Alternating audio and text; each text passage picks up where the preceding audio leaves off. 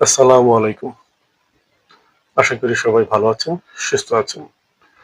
আবারও আপনাদের মাঝে হাজির হলাম সবচেয়ে আলোচিত একটি বিষয় নিয়ে, যেটি হচ্ছে আমাদের বর্তমান সরকার মানবিক সহায়তার জন্য করিডোর দিচ্ছেন মিয়ানমারকে। অ্যাকচুয়ালি মিয়ানমারকে না, আরাকান আর্মিদের।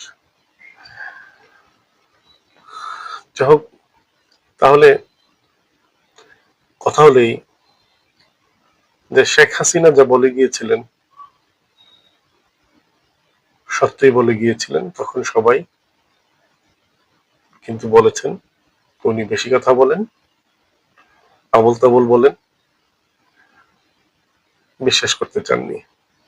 এখন কি প্রমাণিত হচ্ছে উনি যে কথাগুলো বলে গিয়েছিলেন, কথাগুলো ফেলে দেওয়ার মতো নয়? দেখুন, যা বলছিলেন মিয়ানমার এবং আমাদের পার্বত্য এরিয়াগুলোকে নিয়ে একটা খ্রিস্টান দেশ গঠন করতে চাচ্ছে। উনি তখন নাম মেনশন করেননি কে বা কারা। তো আমাদের তো বোঝার বাকি নাই। এখন মিয়ানমারে রাখাইনদেরকে মানবিক সহায়তা পাঠানোর জন্য জাতিসংঘের দাবি অনুযায়ী যুক্তরাষ্ট্রকে করিডোর দিতে যাচ্ছে বর্তমান সরকার। একটু চিন্তা করেন, পার্বত্য চট্টগ্রাম আগে থেকেই বিভিন্ন বিদ্রোহ গোষ্ঠী এবং কুচি চীন আরাকান আর্মি তাদের অনুপ্রবেশ এবং তাদের যে ভয়াবহ কার্যক্রম তা কিন্তু সবাই অতীতে দেখেছেন। আপনারা সবাই কম বেশি অবগত এই ব্যাপারে।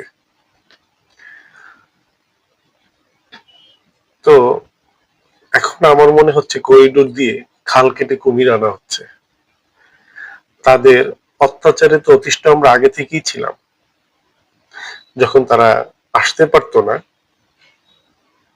তখন তারা এসে কিন্তু বিভিন্ন কার্যক্রম চালিয়েছে, আর এখন তাদেরকে অনুমতি দেওয়া হচ্ছে।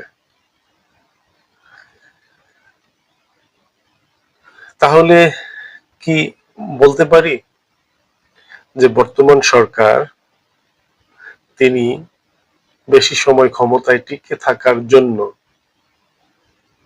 যুক্তরাষ্ট্রকে সব ধরনের সহযোগিতা করতে